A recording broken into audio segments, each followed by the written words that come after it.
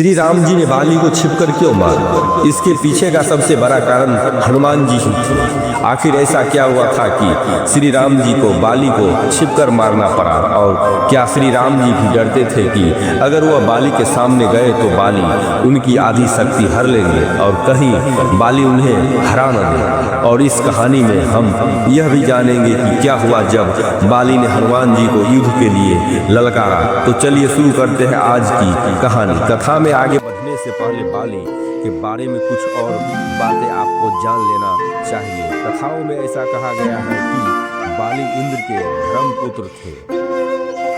इंद्रदेव से ही उन्हें एक अजय माला मिली थी जिसे पहनकर बाली की शक्तियां 1000 गुना बढ़ जाती थी।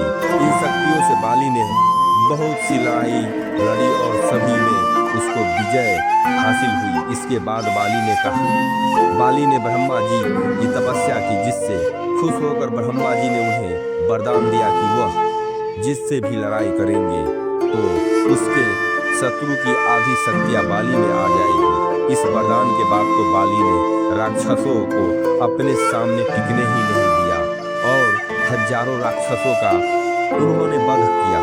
एक और जहां बाली अपने पराक्रम से अपनी शक्तियों का डंका बजा रहे थे, वहीं दूसरी ओर रावण भी उसी समय असीम शक्तियों का मालिक बन चुका था और तीनों लोगों में तबाही मचा रहा था।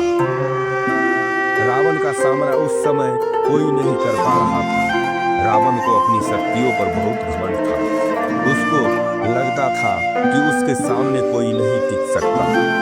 जब रावण को बाली के बारे में पता चला तो रावण अपनी शक्तियों के अहंकार में बाली से लड़ने की शक्ति चला गया और रावण को यह नहीं पता था कि बाली के सामने जाने पर उसकी आधी शक्तियां बाली में समा जाएगी और रावण की किष्किंधा में जाकर बाली को लड़ाई के लिए ललकारना।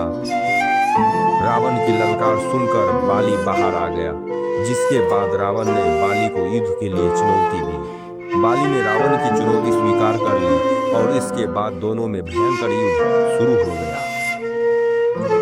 लेकिन बाली को मिले वरदान के कारण रावण की आधी शक्तियां बाली में समा गई, जिससे बाली ने रावण को युद्ध में हरा दिया। इसके बाद बाली ने रावण को अपना बंदी बना लिया।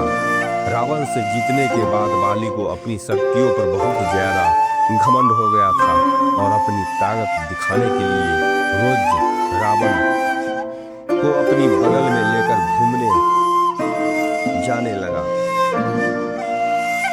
इसके बाद रावण ने बाली से माफी मांगी और दोनों के बीच मित्रता हो गई। लेकिन इसके बाद बाली का घमंड आसमान छूने लगा। एक दिन बाली अपनी शक्ति के घमंड में चूर जंगलों में घूम रहा था और पेड़ पत्थरों को उखाड़ कर फेंक रहा था। उसी जंगल में हनुमान जी श्री राम जी का जप कर रहे थे।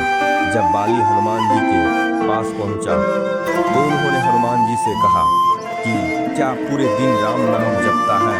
राम नाम को छोड़कर अपने राजा बाली का नाम जप। हनुमान जी यह सुनकर मंद मंद मुस्कुराए और वापस अपनी भक्ति में लीन हो गए। यह देखकर बाली को बहुत गुस्सा आया।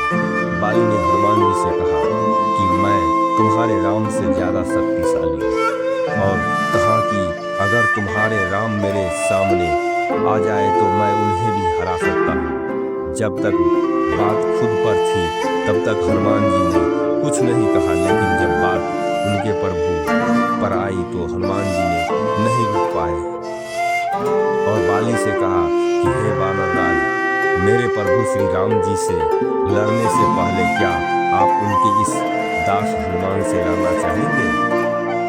अपनी शक्तियों के घमंड में चूर बाली हनुमान जी से लड़ने को तैयार हो गए और बोले, कल भोर होते ही हम युद्ध क्षेत्र में मिलेंगे।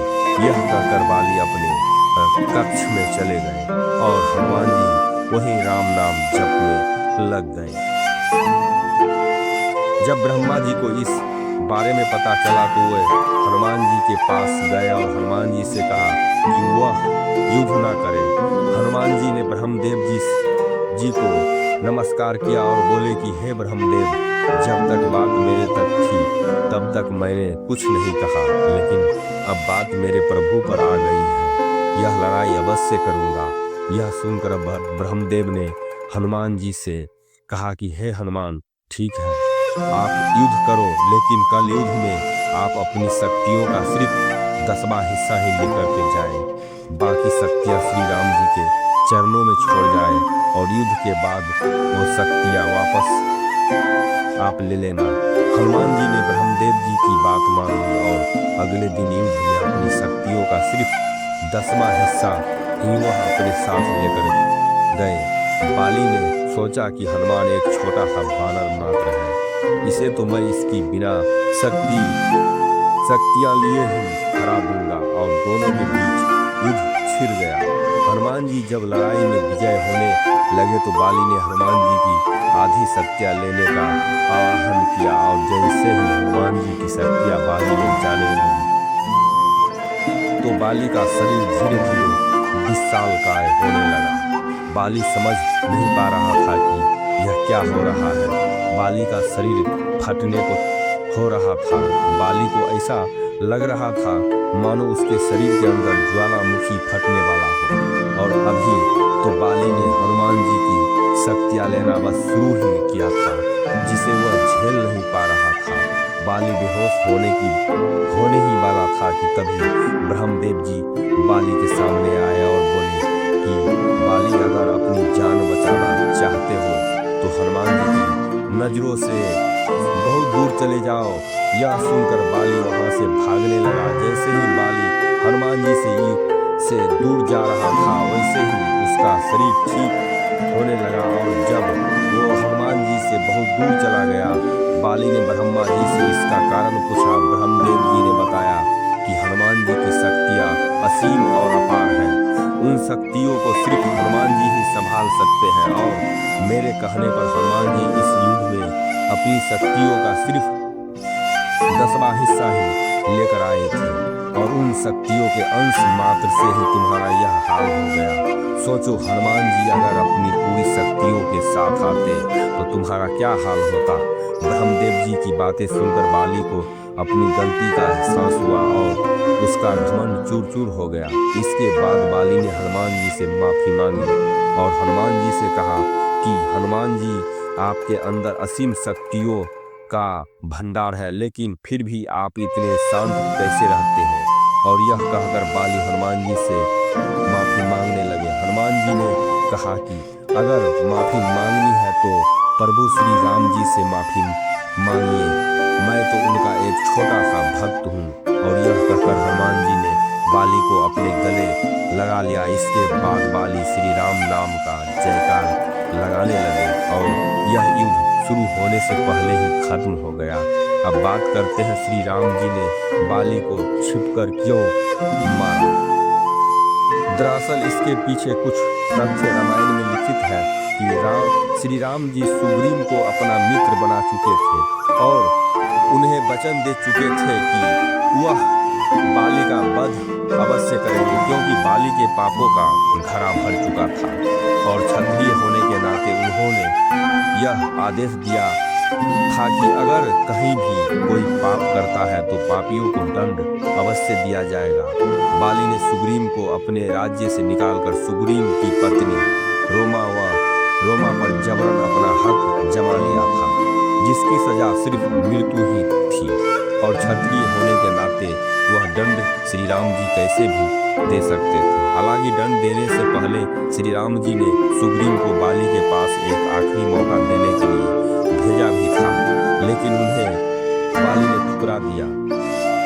श्री राम जी के कुल में एक प्रथा यह भी थी कि जब कोई जानवर पागल हो जाता है और मारने पर उतारू हो जाता है तो उसका शिकार करना अनिवार्य हो जाता है। और बाली भी बानर प्रजाति से था जो सुग्रीव को मारने जा रहा था। इसीलिए श्री राम जी ने बाली का शिकार किया और शिकार को छुपकर ही किया जाता है। अब बात करते हैं आखिरी तथ्य की।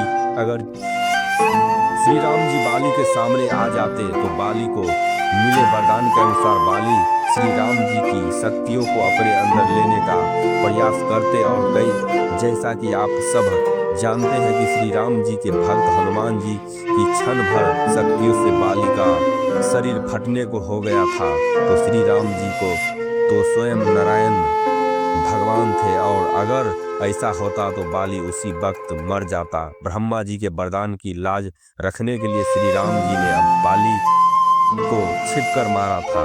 तो बोलो जय श्री राम। और अगर आज की कहानी आपको अच्छी लगी हो तो लाइक, सब्सक्राइब और कमेंट जरूर करें।